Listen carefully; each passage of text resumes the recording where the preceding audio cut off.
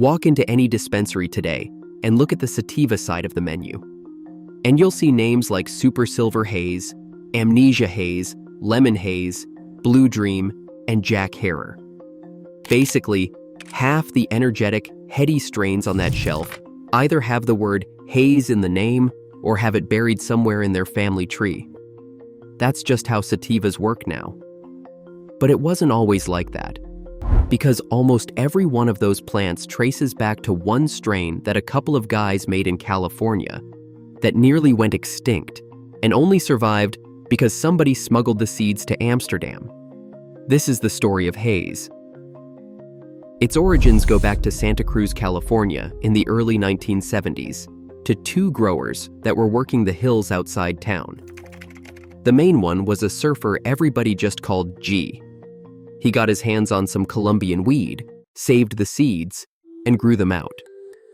And one of the females he grew crossed with another exotic sativa nearby, which left him with a seed that was two land races in one. He brought in a second grower named RL, and the two of them spent years turning that one lucky seed into something the world had never smoked before. And it wasn't just luck what they built, it was real breeding. Instead of settling on one plant like most people do, G and RL kept adding new genetics season after season. They started by crossing a Colombian with a Mexican. The next year they took the best females and crossed them with a plant from South India. Then they crossed it again with a Thai. So haze was never one plant.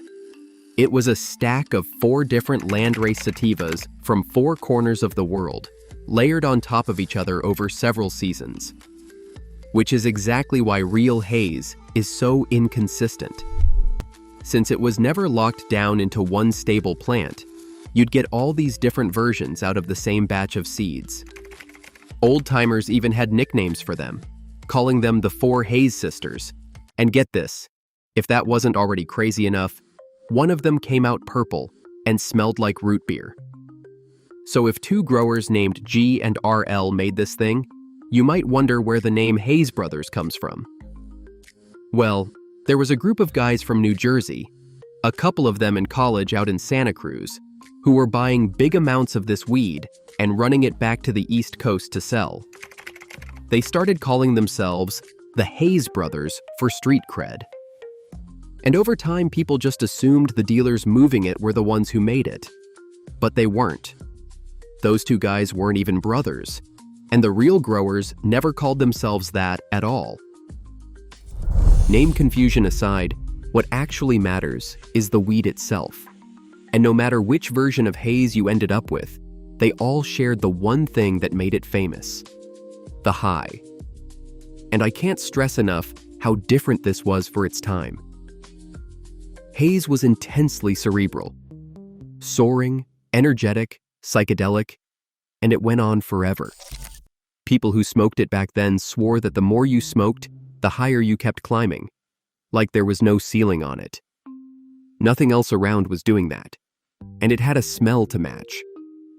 Haze has this spicy, sweet incense thing going on, almost like walking into a church. There's citrus in it, there's pepper, there's a sandalwood note. On the East Coast, they even had a nickname for that specific smell. They called it piff. It didn't smell like anything else, and once you knew it, you never forgot it. And that smell itself actually comes from the terpenes, which are the oils in the plant that make all the aroma and flavor. And haze runs on a fairly rare one called terpinolene, which matters because most weed today runs on completely different terpenes. So that classic haze church smell is basically a chemical fingerprint you can trace. As for strength, haze tests somewhere around 17 to 25% THC, which is strong even now, and was considered incredibly potent back in the 70s. The catch is that haze was a nightmare to grow. Since it came from equatorial parts of the world near the tropics, it wanted to grow like a tropical plant. It got tall, 10 feet or more. And worst of all, it took forever to finish. A pure haze plant could flower for 14 to 16 to even sometimes over 20 weeks before it was ready. Now think about what that means for a grower. Most plants finish flowering in 8 to 10 weeks. Haze could take 3 times that long, grow twice as tall, and still not give you as much at the end. If you're paying for indoor lights by the week, that math just does not work. So through the early 1980s, growers in California started giving up on it and switching to easier plants. And pure haze very nearly went extinct right there. And that's the part of the story that saved it. Right as haze was dying out in California, the genetics made a jump across the ocean. There was a grower connected to that Santa Cruz scene named David Watson, though pretty much everybody knows him by his nickname, Sam the Skunkman, who in 1985 got arrested in California on cannabis charges, and a month later turned up in Amsterdam. So the story goes like this. He landed there with a box holding something like 250,000 seeds, and that box included skunk number 1, Afghani, and the original haze. So the genetics that were vanishing in California suddenly had a second home, in the one country where you could actually work with them out in the open. But Sam preserving haze is only half of it. The guy who actually turned it into something the whole world could grow was another breeder in Holland named Neville Schoenmakers. Neville ran the first mail-order cannabis seed company on Earth, called the Seed Bank, and he was already famous enough that High Times called him the King of Cannabis. So Neville got his hands on a couple thousand of those old haze seeds from Sam. And out of that whole batch, only about 7 plants came up. But a few of them were special, and he picked out 2 male plants in particular that became legendary in breeding, which he just called Haze A and Haze C. And those 2 males are the source of basically every haze hybrid that came after. He still had the same problem everybody had though. Pure haze took too long to flower to ever sell to regular growers. So he did the thing that changed everything. He took his haze and crossed it with Northern Lights number 5, a fast, resin-heavy indica that finishes quick. And that cross was the magic trick. The offspring kept that soaring haze high, but they flowered way faster, yielded more, and got frostier.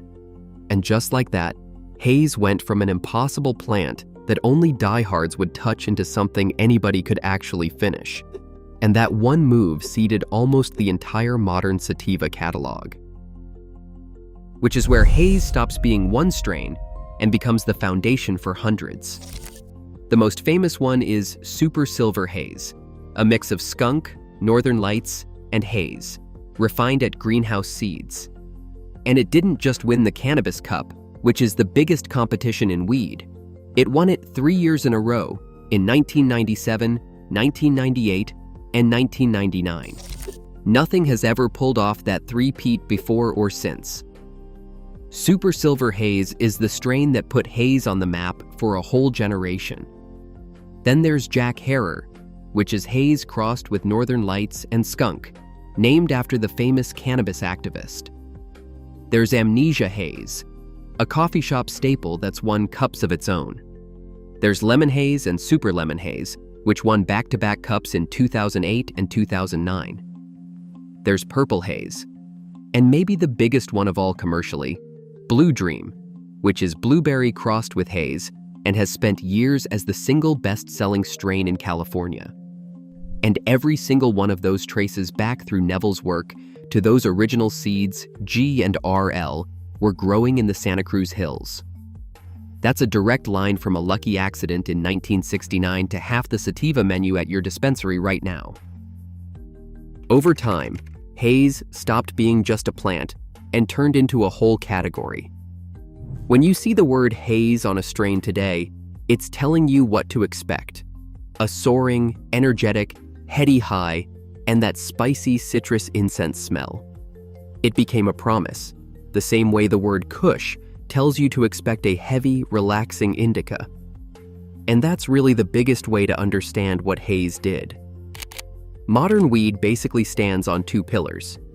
On one side, you've got Afghani and the Kush family, the short, fast, heavy indicas out of the mountains of Afghanistan.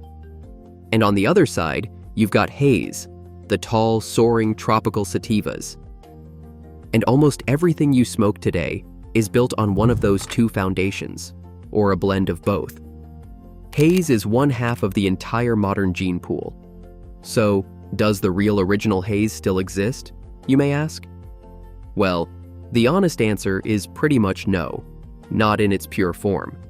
It's basically extinct as a landrace stack, and what survives are those preserved clones Neville selected and the near-pure recreations breeders sell today. Real, true, 70s haze is a ghost. But it doesn't really need to exist anymore because it's inside everything. Every energetic daytime sativa, every strain with haze in the name, every soaring cerebral high that isn't a heavy indica, all of it owes something to that plant. Afghani gave modern weed its body. Haze gave it its head. So at the end of the day, haze might be the single most influential sativa ever created, and it started as a total accident. A surfer's pollinated Colombian plant, layered with land races from four corners of the world, nearly lost in California, smuggled to Amsterdam in a box of seeds, and rescued by one breeder who crossed it with an indica to finally tame it. Now it's the invisible backbone of half the weed on Earth.